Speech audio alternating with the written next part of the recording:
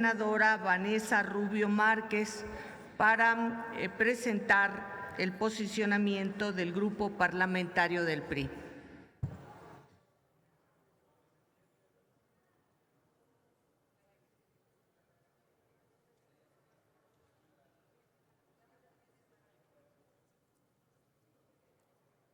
Gracias, presidenta. Con su permiso, saludo a mis compañeras y compañeros amigos senadores. Realmente la parte de fondo de la discusión de esta ley de ingresos y del paquete económico en general tiene un punto central a partir del cual se da todo lo demás, y es el tema del crecimiento económico. Cuando uno habla de la famosa carátula, la carátula que nos presenta el crecimiento, el déficit, el saldo histórico de los requerimientos financieros del sector público, los ingresos tributarios, los ingresos presupuestarios, los ingresos petroleros, eso que se habla de la carátula, realmente tiene como elemento base el crecimiento económico en un país. Y si el crecimiento económico que se espera no se materializa, entonces tampoco se van a cumplir los otros elementos de la carátula. Ese es el problema en el que nos encontramos. Hace un año exactamente estábamos aquí y les decíamos al gobierno, no tenemos elementos, no vemos elementos que nos permitan creer, quisiéramos, pero no los tenemos, que vamos a crecer 2.5%. Es decir, ahorita tendríamos que estar creciendo 2.5%. Y estamos creciendo desafortunadamente menos que cero. O sea, no estamos creciendo, estamos decreciendo. De acuerdo al INEGI, el primer trimestre la economía mexicana creció menos 0.2%. El segundo trimestre creció 0% y acaban de dar la cifra de agosto y decrecimos 0.4%. Entonces no estamos creciendo. Y entonces la pregunta es, si el año pasado les dijimos no vamos a crecer el 2.5% y estamos creciendo menos que cero, ahora ¿qué elementos tenemos para poder decir si vamos a crecer el año que entra 2% si no nos dan ningún elemento que nos esté llevando ese crecimiento? Y entiendo que aquí todos están preocupados por el tema de presupuesto y si se va a agua y si se va a agro y si se va a dónde se va, pero la madre de que tengamos presupuesto es que se cumpla el crecimiento, que se cumplan los ingresos, y eso no va a suceder. Entonces, esa es la preocupación fundamental de nuestro grupo parlamentario, que es que no se cumpla la variable central de crecimiento económico. Además, muy importante, no hay que echarle la culpa al entorno internacional. El entorno internacional se está poniendo complicado ahorita, es cierto, pero todo el año pasado tuvimos un entorno internacional inmejorable. El sector industrial de Estados Unidos creciendo al 4, luego pasó al 2, tenemos las principales economías del mundo creciendo de manera sincronizada, y al final del día aquí en México no tomamos las decisiones correctas para estar creciendo y por eso no estamos creciendo.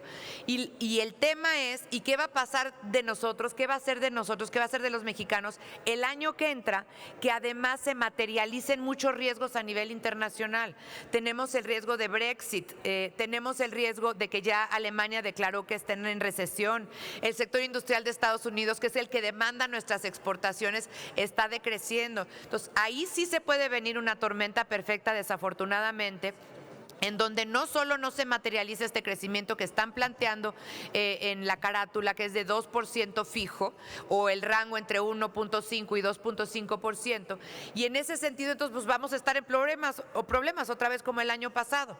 Ahora, ¿cómo los estamos resolviendo? ¿Cómo los pretende resolver Hacienda? Utilizando parte del Fondo de Estabilización de Ingresos Presupuestarios, del FEIP, que es un guardado que hicimos durante una década o más de una década, justamente para momentos de crisis. Estamos hablando de alrededor de 280,000 millones de pesos en ese fondo de estabilización, y van a tener que usar nada más para el cierre de este año.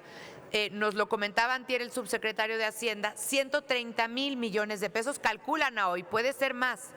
Entonces, aquí el tema es que se puede estar generando una tormenta perfecta para la cual no estamos preparados con una propuesta de crecimiento económico hacia adelante viable que pueda materializarse, y se está poniendo las aguas muy negras a nivel internacional. Entonces, sí es importante celebrar que exista una carátula fiscalmente responsable, pero el problema es qué tan fiscalmente responsable si no se va a cumplir, porque al final del día creemos que no se va a materializar el crecimiento este año y no se va a materializar el del año que entra.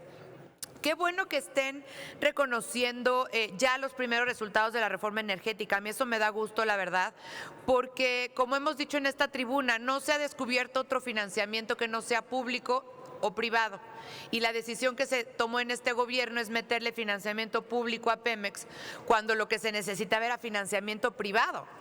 ¿Y por qué? Pues porque al final del día, si le seguimos metiendo puro financiamiento público a Pemex, lo que se pone en riesgo son nuestras propias finanzas públicas, las del país. Y en ese sentido, nos reconoció el subsecretario que ya traen resultados de las rondas petroleras para el año que entra, que ya están contando en lo que traen en la carátula de la plataforma petrolera. Qué bueno que así sea, y ojalá que ahí se abra una avenida en donde se reconsidere favorablemente para la inversión tanto nacional como extranjera, pero inversión privada. Solamente así cualquier compañía del tamaño de Pemex va a poder salir adelante, y esperamos que así sea. Ya yéndome un poco más al tema de los específicos. A ver, el Partido Revolucionario Institucional no está de acuerdo con el incremento a los derechos por agua en los distritos agrícolas. Esto básicamente quebraría el campo.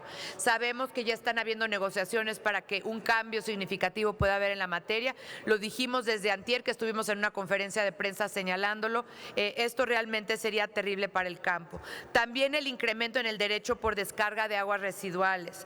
También, y se los digo otra vez como se los dije el año pasado, nos dicen que no van a aumentar impuestos. Sí van a aumentar impuestos, se va a aumentar el impuesto al ahorro. Cualquiera que esté ahorrando, chiquito, grande, mediano, va a tener un impuesto mayor que pagar. El año pasado, hacia este año, nos lo aumentaron de 0.46 a 1.04, y para el 2020 lo están aumentando de 1.04 a 1.45 en un país donde lo que queremos es estimular el ahorro y no inhibirlo. También bajan el estímulo a la contratación de personas con discapacidad del 100% al 25%, como si no quisiéramos que las empresas tuvieran este estímulo para contratar a las personas con discapacidad. Dos derechos muy importantes que se aumentan, como si aquí nos estuviera sobrando turismo y no estuviéramos, al contrario, bajando niveles turísticos a nivel internacional. El derecho al no residente sube de 558 a 855 pesos, o sea, más del 53%, y el derecho de prestación de servicios de migración, que es básicamente lo que llega vía aérea, sube de 77 pesos a 380 pesos, casi 400%.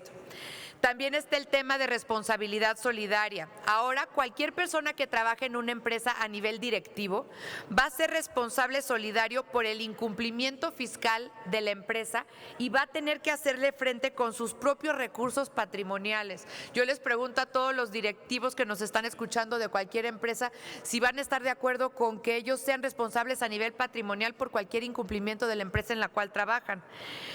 También el tema de ventas por catálogo, sí hay que decirlo muy claro. No quedó en la ley, es cierto, pero quedó en el transitorio. Entonces, no es que se haya eliminado los cobros que se piensan hacer, sobre todo para las mujeres que venden por catálogo a nivel nacional, y que básicamente es un ingreso pequeño como complemento a sus ingresos mensuales. También muy importante que las plataformas digitales no se les pase la obligación de la autoridad de retener impuestos, de tener que cobrar impuestos, que no se vaya a promover la información a través de estas acciones, y el tema de la obligación que les están imponiendo de compartir información y datos. Nada más hay ojo con el tema de la protección de datos personales. El tema de que los asesores fiscales tengan que revelar sus estrategias, pues también creo que es un tema riesgoso para esa industria. Pues es como si a cualquiera de nosotros nos piden que de antemano revelemos nuestra estrategia en una negociación, pues eso es algo que no es adecuado. Y el tema de las empresas con ingresos anuales de 60 millones de pesos, y si se dedican al transporte o si transportan incluso, por ejemplo, alimentos, ya no van a recibir el estímulo al diésel. Entonces, pues estos son temas que nos preocupan, son temas que ya planteamos en la Comisión de Hacienda y en la de Comisiones Unidas de hoy en la mañana.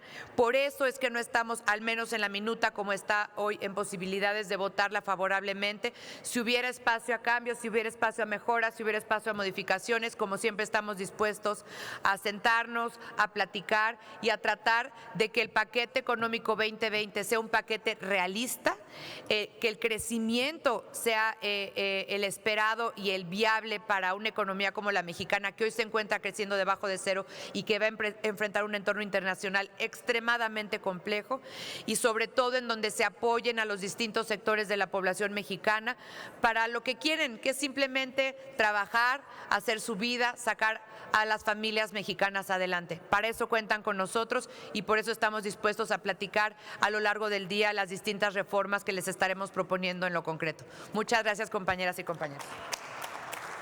Gracias, senadora Vanessa Rubio.